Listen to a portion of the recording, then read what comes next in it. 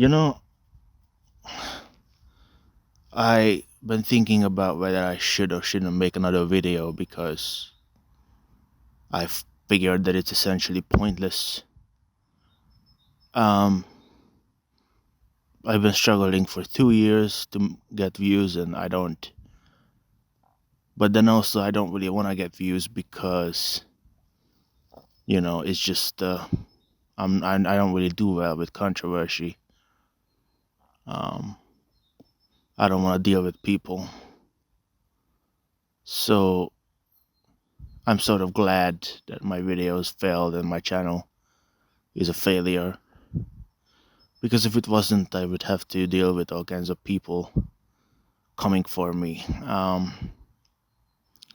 And yet, I can't seem to put it off. I can't seem to put it away. Like, I haven't made a video in 3 weeks, but, I just keep thinking about making one. Um, Even though I know it's going to be a failure. And I know I'm not going to accomplish anything by stalking. It's useless, I still have to get up and go back to my life once I'm done. And so there's basically no point to it, and yet there's a therapeutic element to it that I just can't shake off. Like, I just like running my mouth. I like sitting down and running my mouth because nobody listens to me. I have nobody to talk to, really. Even when I talk to my own parents about my thoughts, they don't really have much to say. They don't have anything to help me or save me. And so I feel this terrible sense of loneliness, that no matter what I do, I'll always be alone. Sometimes you go and complain to somebody and they ask, well, what do you want me to do about it? And then that has happened to me a couple of times because I'm pathetic. So sometimes when I feel backed up against the corner, I sometimes just cry to somebody about it, and then they say, well, but I don't know what to say to that. And then you're just kind of benumbed and you're like, what? Well, I don't even know why I told you this, because I know you can't help. And yet you still had the desire to go and tell them. It's like this with YouTube or making videos that I know it's completely pointless. I know people don't listen, they don't care. Like, I don't know about you, but most of the time when I read something or I watch something, a week later I forget it. So it's just terrible to be in a situation where it's not gonna be heard. It's nobody cares. It won't help you, right? So even though I keep talking, I know it's pointless, and I keep saturating my channel with new videos. There's too many of them, but I can't stop because I want to make more. So any videos that I do have will just be covered over by a bunch of shit. But I can't help myself because I don't know what else to do. I keep doing it the same way you keep masturbating. And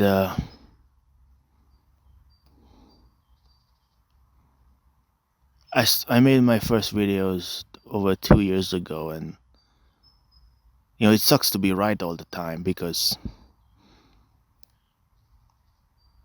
everything that I said in those videos have been confirmed by experience, by time.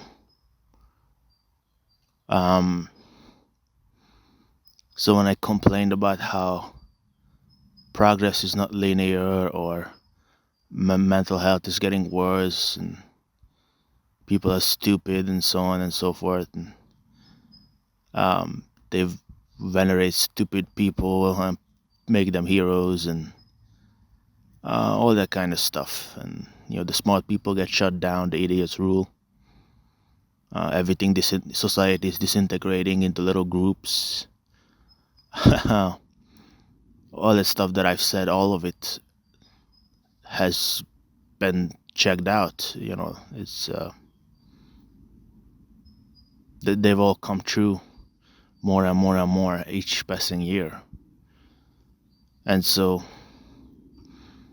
that takes me back to this idea of being intelligent, of the tragedy of being intelligent. That the more intelligent you are, the further ahead you are of everybody else. And the more ahead you are of everybody else, the less you're understood, the less you're accepted. So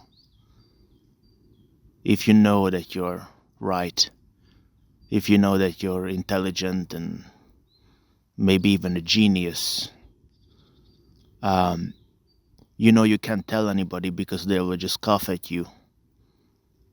And so you have to keep it to yourself, knowing that you're right anyway, knowing that you're surrounded by a bunch of airheads, but the airheads, you can't brag to the airheads or tell them they're wrong, because they will come for you with their pitchforks. So you have to keep it to yourself.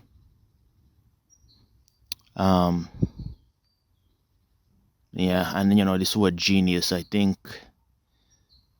it's very rare, but it exists in the world.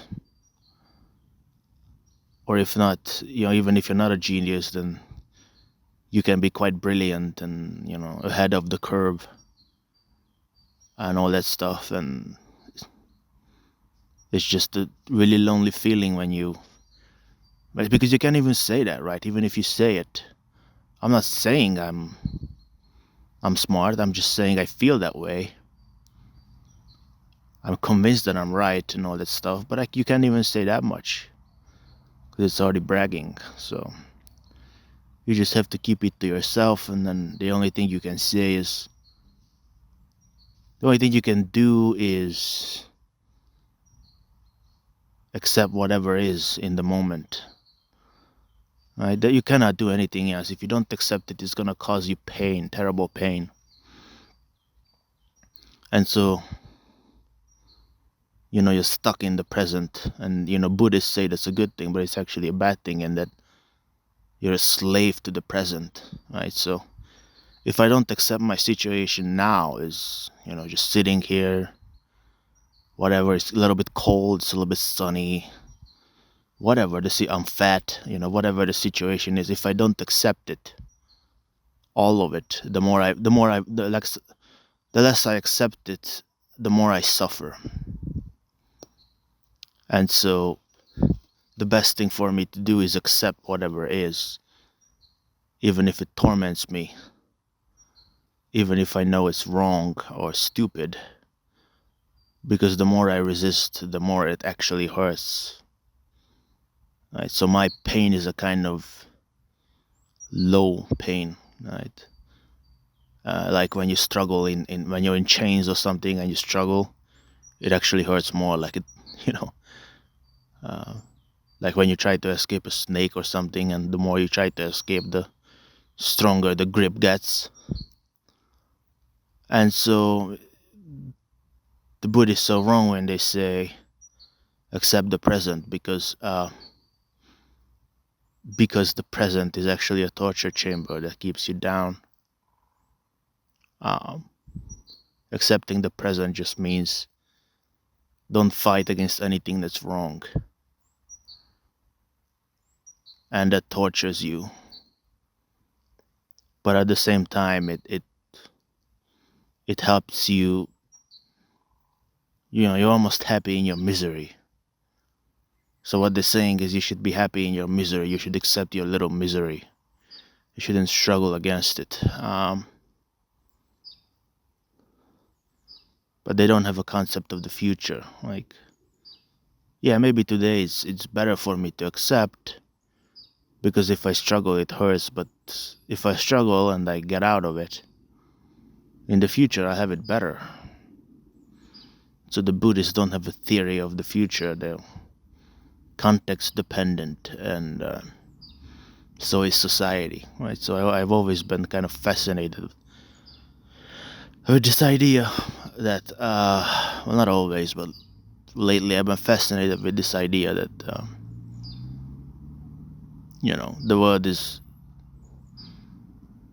infinitely possible. Like there's an infinite amount of possibilities, and everything that happens is judged based on the current moment, right? So there's just something so blind about judging things from the current moment, because the current moment is just one manifestation of an infinite number of potential ones. And so the people, when they judge you, for example, it's as if they're judging something that's absolute, when all they're judging is one manifestation of an infinite number of possible manifestations.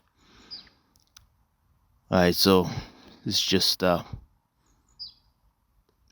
it drives me insane, this idea that I have two legs and I have two arms, and I can only do what I can do because I was given these properties, but I can't have a third arm or a fourth one, and everything I do is predetermined by this constriction. And there's something so insanely, it's something that kind of drives you mad when you think about it, that well, the only reason why somebody gets raped, assaulted, is because, well, they were there and they had a vagina. And if only they could morph into something else, and it wouldn't happen. It's just so stupid that it turned out to be that way. It's so stupid that you're a slave to this moment, as if this moment was absolute or perfect. It's trivial, but it's trivial in a way that you can fight against. And so going back to the future, it's funny when people talk about, well, a week ago I was really sick. I had never been that sick in my life, really. I caught a horrible bout of sickness. I mean, I puked, and I almost never puke, but now I puked, and I was shaking. I was so cold, I was shaking. I was so weak I could barely move my arm for like a whole night, and then it still lasted for like a week. It got weaker, but it still lasted. I still had this horrible stomach bug, and I couldn't eat barely. I could barely eat. I just had to puke. Like every time I thought of food, it just made me want to puke. So it was just a horrible sickness. And in the moment when I was puking, and I nearly passed out from the pain, and it was so hot, like it was burning. I thought, like, it's really easy to say, well, yes, the future might be difficult, but I'll deal with it, And that's a moment of that's I thought of it in the context of antinatalism, that so you have a kid and you think, well, yes, the life might be tough in the future, but they can deal with it. Right? And these are people who haven't had the worst moments yet. So it's very easy to say in your head, well, yes, it will turn out to be that way. But when you actually get into the moment, it's almost unimaginably bad.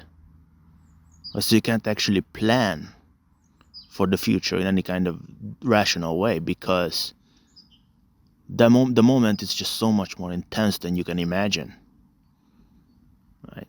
I mean, things rarely go the way you want them to go, but also, when something really intense happens, there's just no way to prepare for it. You can't do it. It's not possible. because the moment is so much more intense than you could possibly ever imagine. It can't even be described with words. And so when you think about the future and you try to plan for the future or have a kid, these are our moments when you don't really know what you're talking about. You think you know what you're talking about because you can plan it out in your head. But in reality, you really don't know. You really don't know what you're talking about when you're talking about the future. So you're always caught in this moment. And this moment is absolute to you. And so people try to keep you in this moment. They don't let you get away with it, right? They don't let you complain about it.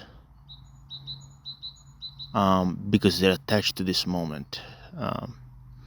It makes them uncomfortable if you say that you're uncomfortable with the moment. They force you to accept everything as it is.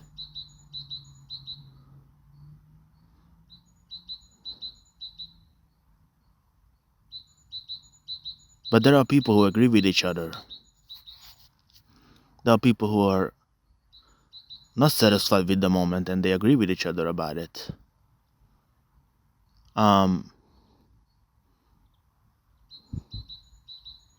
even then, you're just, then you're just caught in the same kind of conundrum. In the sense that you're not satisfied with the moment with the other people, and this gives you a kind of satisfaction, right? It gives you the illusion that that you can be together with somebody, with other people. But he's not satisfied, and I'm not satisfied. We're not satisfied, and it gives you a kind of calm feeling, like yes, we're really together, but you're still alone in the moment.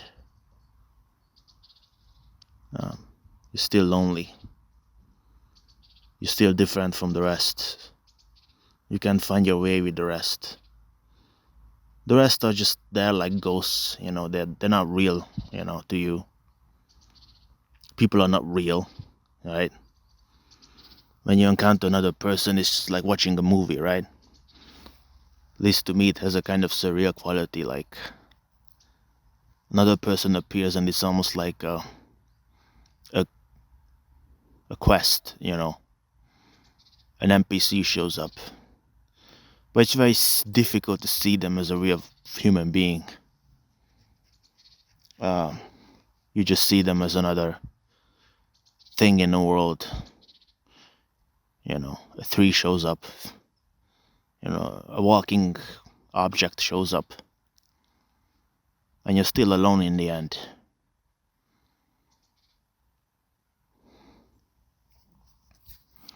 Still alone. Yeah.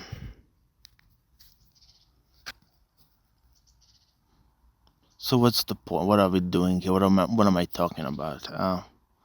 Yeah, I don't really know. It's just I really wish I could stop making videos and stop littering my channel, because I know this is basically pointless. Yeah, I guess, one thing is that I don't really enjoy doing this now. Like, I enjoy the idea of it more than actually doing it. So it's like I don't even know what I'm doing.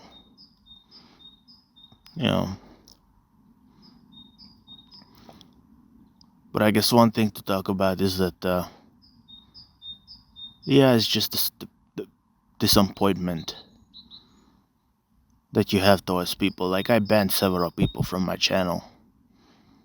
Even the ones who weren't really trolling. They weren't really trolling.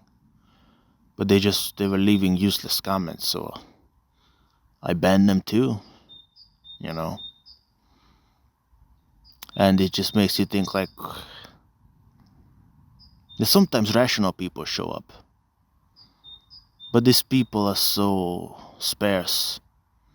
I mean, they're so few and far in between. Um, and they're the people who don't achieve anything in life because they're too rational. Right? Somebody who shows up and says, well, yes, I understand, is the person who will never achieve anything because they can't take the fakeness of being in the Oval Office, like being J.D. Vance or any of these people, just sucking the balls of some psychopath, you know. So it's always the silly, stupid people who get to the top, and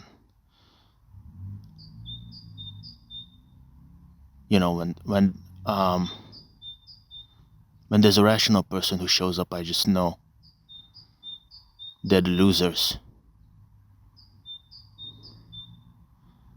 They're the ones who don't achieve anything.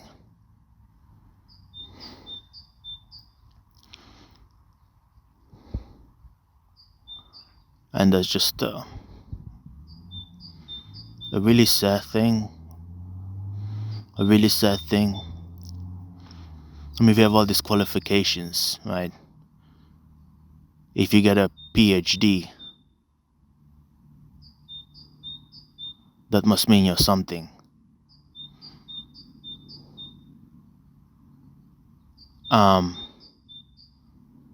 But the PhD really doesn't come by itself. It comes with a bunch of social stuff. The people who can get a PhD or an MBA or a master's degree and get into the Oval Office are the people who are sociopathic enough to do that.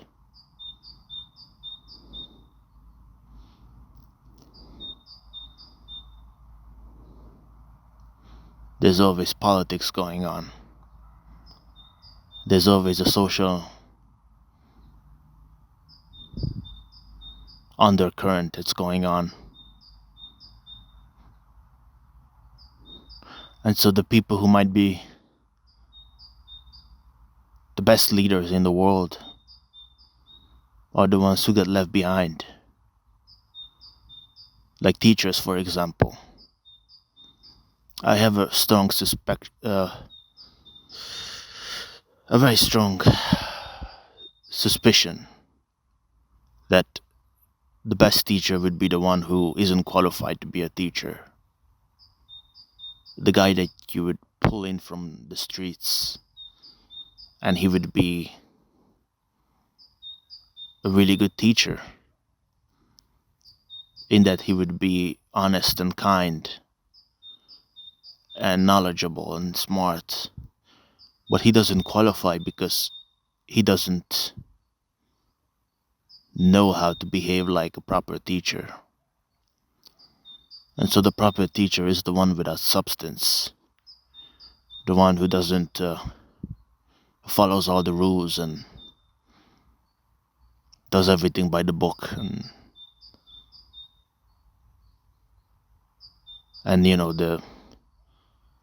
the engineer who gets the job as the engineer is the one who follows the instructions, and people say that's objective. Well, either you know how to be an engineer or you don't.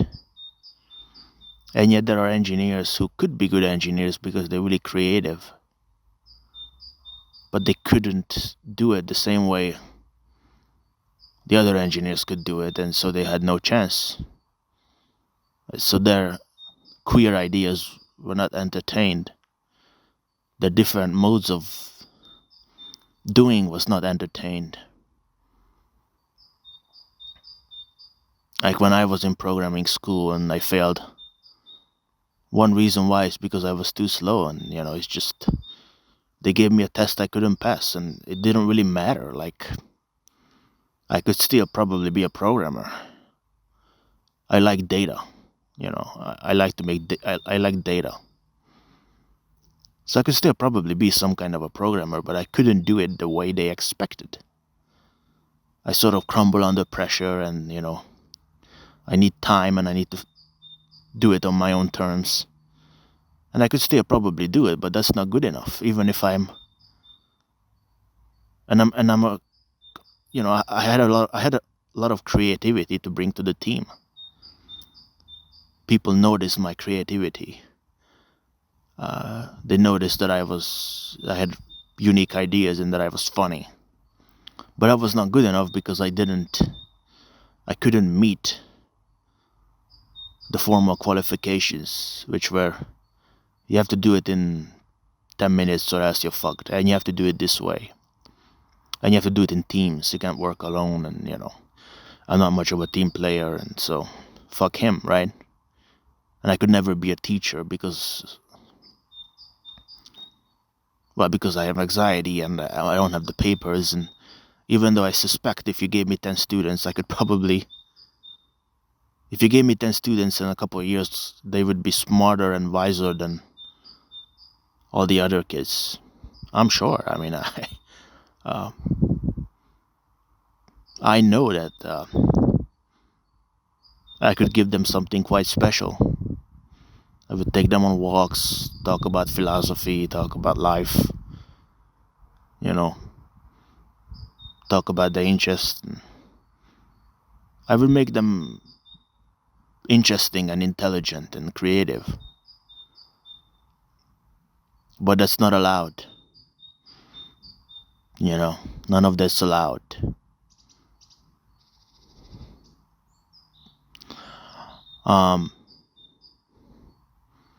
So people talk about this objectivity stuff, or what is objective, that you have to meet certain standards.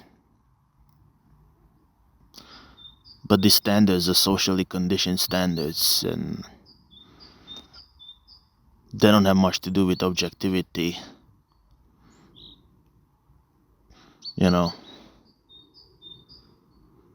They're so narrow in their perspective. Like, I was always really good in English. I always had a huge ability for language that most people don't. And I recognize that being quite unique. But it's really difficult to market. So I know there are so many workers out there who are working at companies, and they deal with English, and they deal with, writing and ideas, and I know they're worse than me. Like, I know I could get in there and I could do something quite special. But I don't have the qualifications, and I don't have the personality type for it, so they get to decide what kind of English gets put out and what kind of, creative ideas get put out. Not because they're right, but because they have the personality type for it. So it always bugs you a little bit when you know you have talent and potential and all that stuff. And you could do better than the fucking teachers. Or at least some of them. You know that you could do better than some of them. Many of them, maybe. Or even all of them. But you can't get there because you don't meet the formal qualifications. So society is extremely formalistic at the end of the day. So even though we think we live in this freedom society where everybody gets to exercise their talents and it's all based on merit, we know that's not true. We know the smartest people are not the most famous people, right? It's in terms of public intellectuals. We all know that the people who represent, modern culture are the most idiotic, stupid fuckers in the world. People who have, the IQ of a mouse, who can barely read and are barely literate. But they're famous because they have the right personality. So if I was more charismatic, if somehow I wasn't such a boring person, but I could somehow, play with my voice, and I could be loud, and I had a more authoritative accent or a more authoritative voice, then I could make it. But I'm a boring nerd. I'm a socially anxious nerd. I'm autistic. Autism destroys you. especially in this society, right? And so it's technically illegal to discriminate against people based on such characteristics as autism. And yet we are discriminated against all the time because our personality type doesn't allow us to engage properly. We might have a boring speaking pattern, you know, speaking monotonously or not being interesting enough.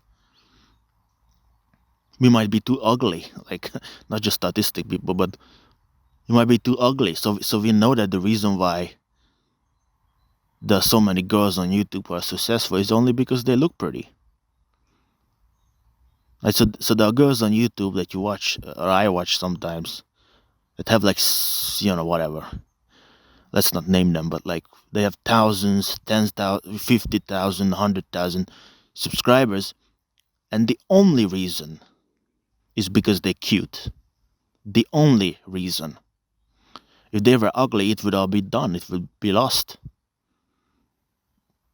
That's it. That's literally is the only reason. They look good. They sound good. So they give you this fuzzy feeling. But if that was taken away, they would have nothing to give. And so this is merit. This is not merit. That's their talent. And it's just so depressing on two sides. It's depressing because, well, if I was that girl, I would be really sad that that's my talent. And second, it's depressing for all the ugly guys like me who couldn't possibly use their appearance to get ahead because I'm not pretty. Right? So I lack in every kind of way to succeed. I don't have a strong enough personality. I'm too boring. I'm too nerdy. I'm too complicated. I'm not pretty enough. I'm not sociable enough. And so all these qualities are the ones that would make me successful. And I have none of them. So if I do ever make it, it's because of it will be an extreme fluke. But it doesn't have anything to do with what I merit, with what I deserve, what I merit. It just has to do with stupid bullshit. Like how sociable you are and how deep your voice and how expressive you are and how funny you are and how cute you are. When you add it all together, it's just a bundle of bullshit. It's not enough to say, oh, well, he's a good engineer. He deserves to be paid a lot because he's a good engineer. Well, yes, but that engineering is just that engineering comes with mental toughness and, the right kind of personality. What is to accede to what is demanded. So it doesn't really come down to just pure talent. There's no such thing as pure talent because talent is always caught up with some kind of demand. So I'm not saying there are not talented people who are good at engineering or who are good at singing and dancing and all that kind of stuff, like they somehow don't deserve it. Yeah, some people are good at, the K-pop stars are good at dancing and engineers are good at engineering and they have a brilliant mind. I'm not saying they don't. But that that's not much in terms of success in the world. It has to do with a bunch of flukes. It has to do with your personality types and whether you can accede to what is demanded in the way that is demanded. So it's all really kind of messed up. And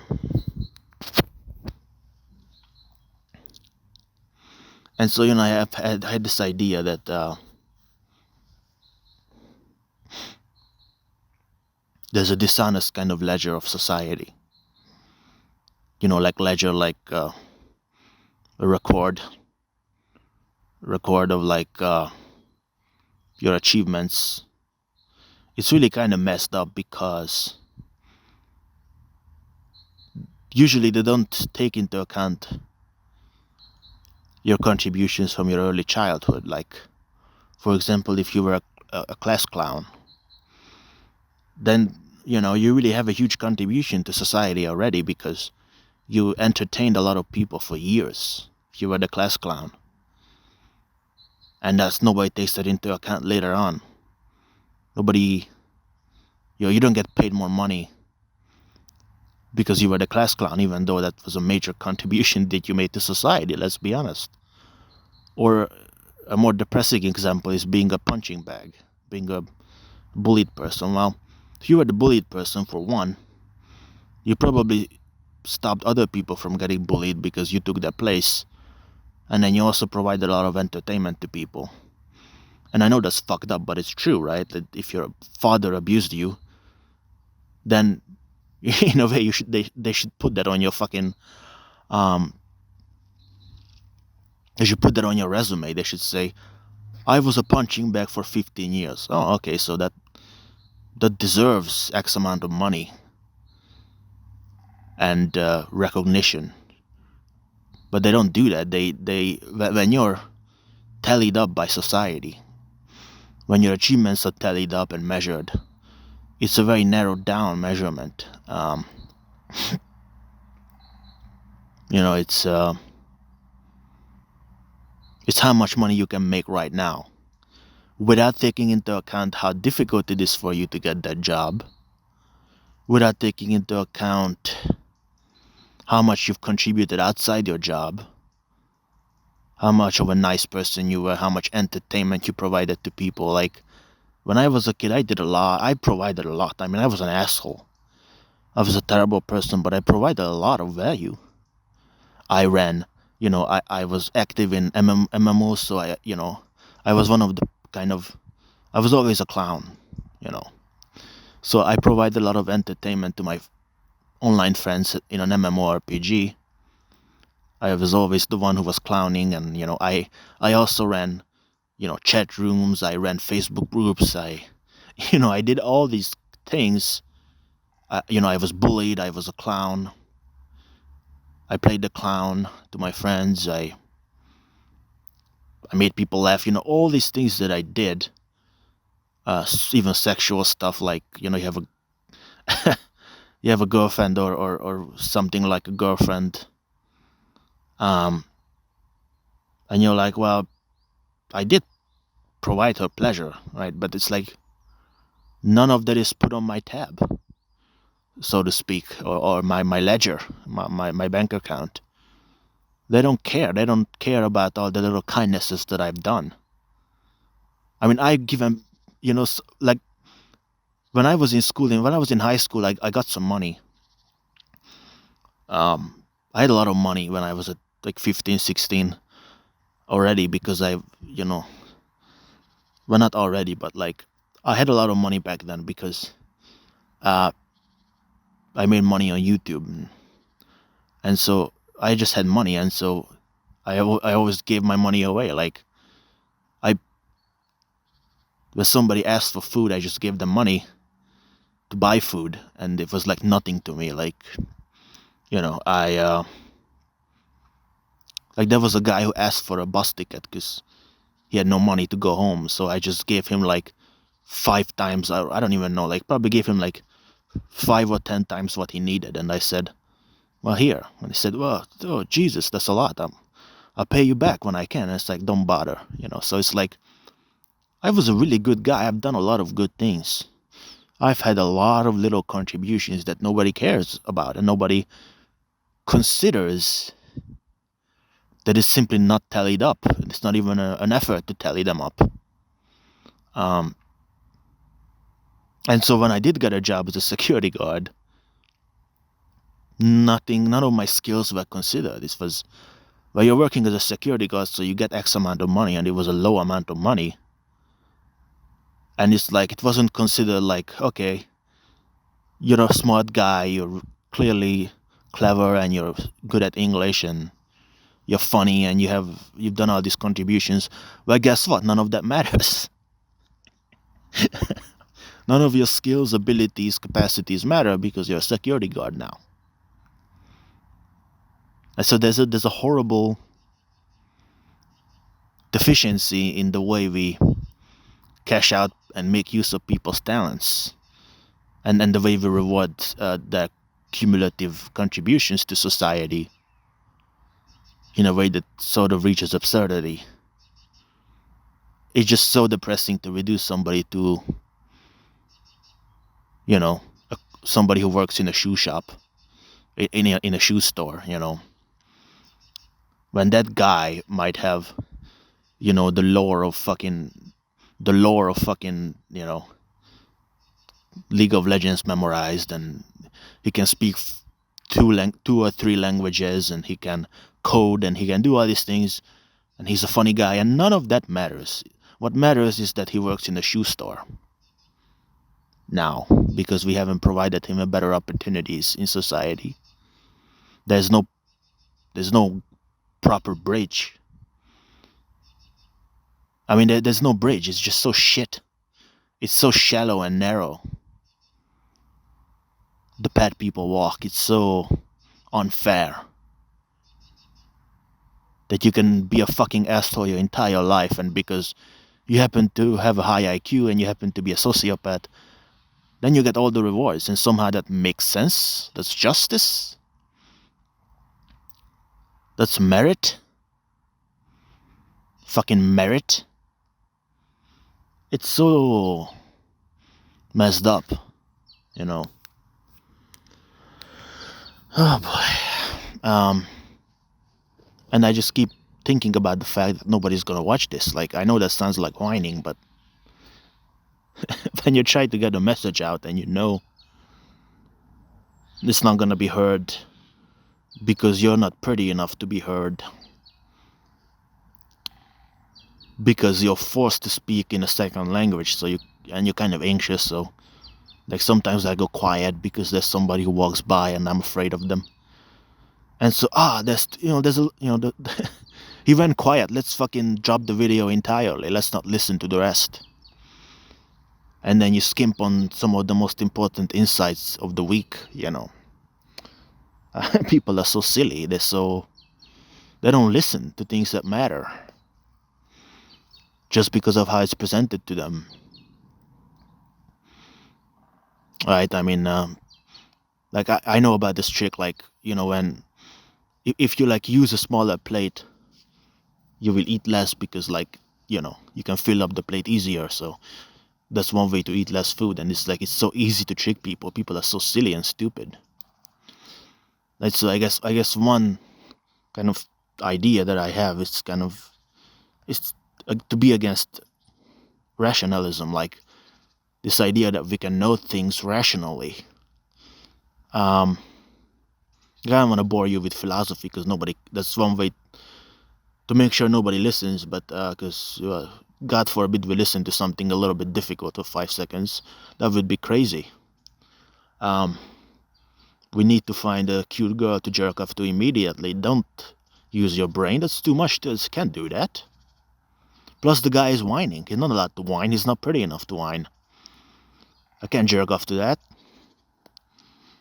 I mean, and it's like I'm part of the problem, but it's just so disappointing. But anyway, so I'm just against this idea that we can just apply logic, and we can apply reason, and we can apply knowledge, and everything is somehow rational and reasonable, and everybody gets what they deserve, everybody gets what they earn. That's the fundamental ideology of capitalism, right? Capitalism is very rationalistic, in that it assumes that what you put in is what you get out. And in some crude way, that's true, but that's only because it begs the question, like, so you made this money, so you deserve the money. And we're not going to take into account everything else. So, I just don't think you can just apply some kind of logic and figure things out, because it's not good enough, It's easy to say, okay, but I'm rational. I'm thinking logically. I can use logic and reason to figure out there is no God. I can know there is no God because I'm rational. But the reason that you don't believe in God is really because you just don't feel like it, you know. Then you pretend it's because you're rational, but it's really just because, well, I don't really care for this God thing. It's kind of a stupid idea to me. I don't want to worship some asshole. You know, basically have if you don't believe in God, you basically have an anti-authoritarian viewpoint. People believe in God have slave morality. They like to be, you know, they're kind of stupid, and they like to believe that there's some daddy in the world. But that's all it is. It's not logic. It's just a personality type. And it really doesn't have much to do with logic in any kind of definitive way. Like you can say, oh, but like if you're an atheist, then you're more intelligent. And that might be true, but you would be hard pressed to find the exact logical reason for this. Like, it's not really because you've logicked your way to it. It's just because you have the personality type to not believe in God. You just don't have the personality to go to church and get down on your knees. You don't have the personality type to believe in a higher power and some kind of spiritual essence. But let's not pretend it has to do with some kind of logic, because it really doesn't. That's just something you apply post hoc. And I would say the same thing about antinatalism. Antinatalism is just the idea that I don't want to have kids. I just don't feel like it. I think I just don't think it's a good idea, but it's not. See, there's no logic in it fundamentally. The logic comes later when you actually think about it, but the fundamental reason is just because you don't feel like it. You just have some intuition that it's probably not a good idea, or that you don't want to do it. But the logic always comes later. So logic cannot be fundamental. It's just bullshit. You're just telling yourself that. And so the reason why I mentioned this is because logic and reason and objectivity and all this stuff is used by politics. It's used by reactionary politics to say, well, I looked at the facts and I know the facts. And I know the COVID vaccine is poison because I did my research, you know. And so you can see how it turns into bullshit. And again, just this idea that because I made the money, I therefore deserve it. Like, it's just logical, right? It's it's just logical that if I got the job, then I deserve the money that I get for the job. And you can't tell me that I don't deserve it because I qualified for the job. So what is the, you know, this is pure logic, but it's empty of any content. It is empty of any deeper investigation of who deserves what. You know what I mean? Like, you understand what I'm going, where I'm going with this. So I don't see much value there.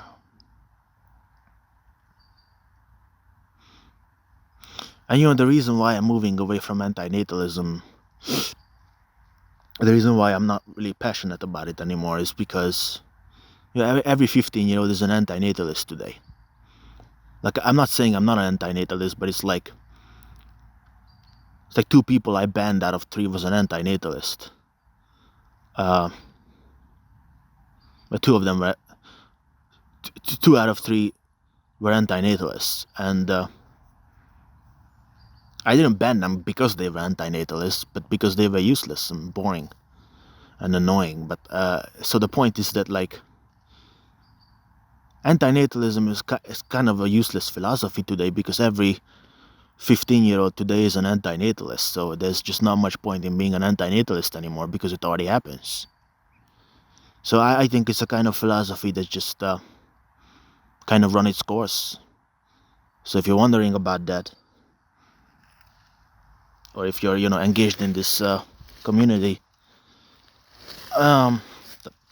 That's why I'm mentioning it. That well, I just don't see much point to it anymore. Like, it's just antinatalism happens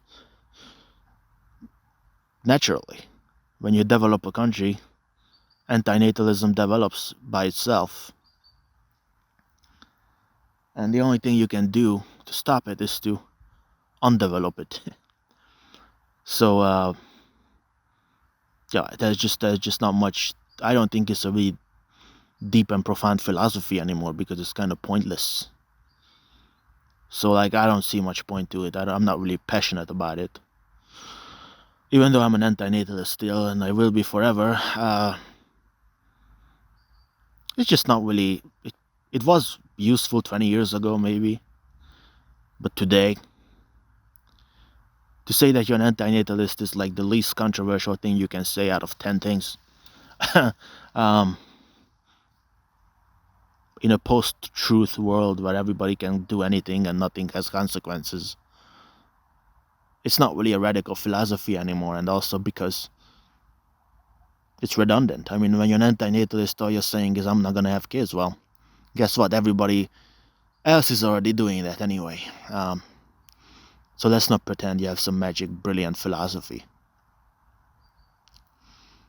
It's just whatever. It's not much. And, I grew kind of disillusioned because by the comments that appeared, it was obvious to me that the antinatalists are not that bright either. So even though I am an antinatalist, it doesn't really mean much to me. It feels like a waste of time to even talk about it. Like, I don't even know why I'm saying it.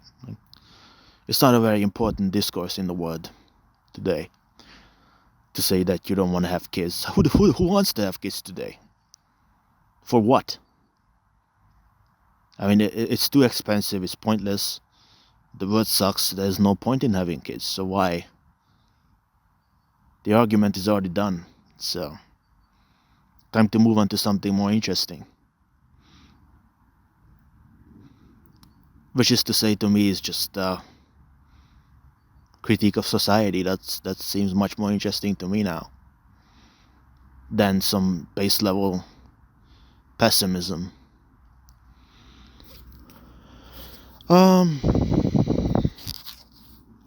Yeah. I wonder if there's anything else to say. Probably not. So,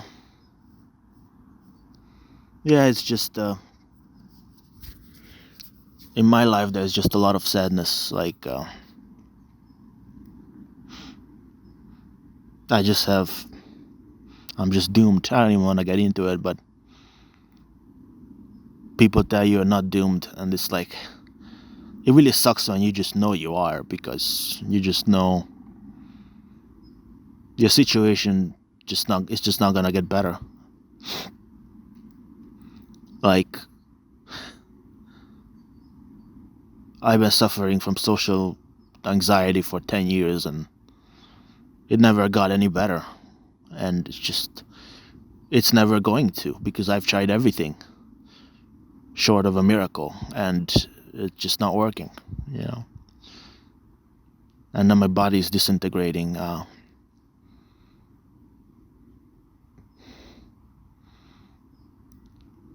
It really sucks when you go to the psychologist and you're more clever than the psychologist and she has nothing of use to say. She just babbles the same crap that has no meaning, that you have heard 1,000 times. Then they put you on meds, and the meds make you fat, and they never really helped me. They just made me fat, and they just make you feel like a patient, right? That's the terrible thing about being a psychiatric patient, is that you always feel like a sick person forever. So I'm pretty heavily against it now, because it seems to me that if it can fix you, it's because your problems were trivial. And otherwise it won't fix you at all. That's another tragic kind of, not contradiction, but a kind of problem that I've concluded is that yes, it can help. Like, okay, can it help?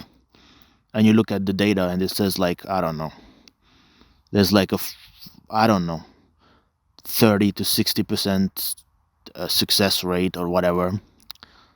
I don't know, but the point is that, well, who cares? I mean, that success rate is taken from a sample of people that most of them were normal people probably. So of course it worked because they were normal people in the first place. They were not deeply sick, different, kind of divergent individuals like myself. So of course you can say if you have like 25 patients or 200 patients and they're all kind of normal people, well, you really might have a 100% success rate, but that's only because their problems were fucking trivial. So here we have another problem of like data and statistics of, well, the data says, but the data is vapid. It's not even wrong, it's just vapid. The fact is, the people who are really sick, who are chronically depressed and chronically more than depressed, devastated, destroyed, or just simply autistic, and they have these intractable problems, well, the data doesn't speak to them at all. And so that's why I've said before that doctors can only heal healthy people. They can only heal you if, and only if, you were healthy enough in the first place. If you can be saved, then you can be saved. And this profession has nothing to say to those who can be saved. It can just say, well, too bad. Take this pill, maybe it will alleviate your condition a little bit, but basically you're screwed. I mean, giving you a pill is basically saying you're screwed. In many cases, it's saying that well, it might alleviate your condition, but your condition will forever be there.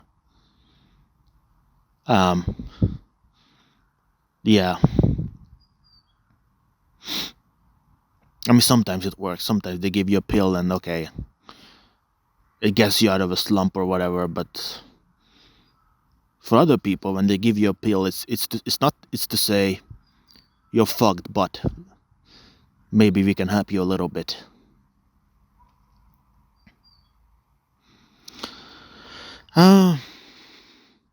And so it's kind of dishonest in that way, because it's never gonna cure you, and you keep wanting to be cured and expecting to be cured, only to just get some, you're just basically there to get sold drugs and to get sold delusions about how you might one day be okay, even though there is no chance of that. And I guess you can never know, but some of us are just so deeply fucked that we just know.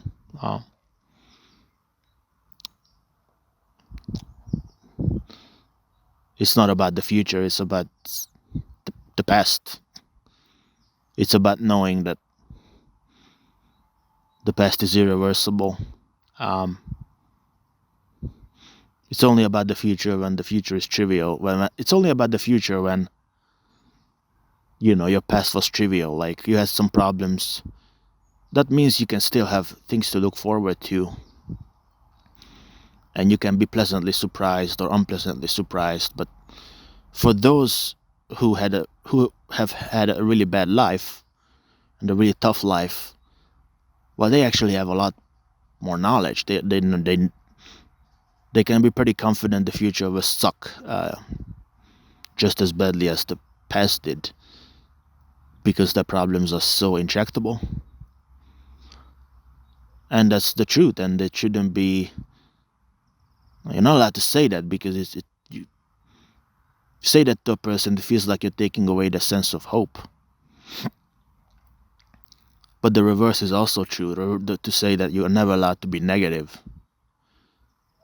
That also drives people insane. Forced positivity. So fuck that. So I don't. I'm tired of this blackmailing where you're never allowed to say dark things because, oh, what if you say something dark and somebody loses all hope because of it and they jump off a cliff? Well, maybe they should jump off a cliff. I don't know. What the hell do I know? Why am I always forced to be positive? Why keep torturing this poor fucker? Like, I mean, they keep dragging him along. Oh, yeah, I know you failed 400 times, but maybe this time it will work. And they will never close they will never admit, they will never say, yes, you're fucked. Because you're not allowed to say that. And yet sometimes it feels better to hear, not like give up, but like to just say, it's okay, like maybe it's not meant to be. And it's okay to say that, and it's good to be consoled by negativity sometimes.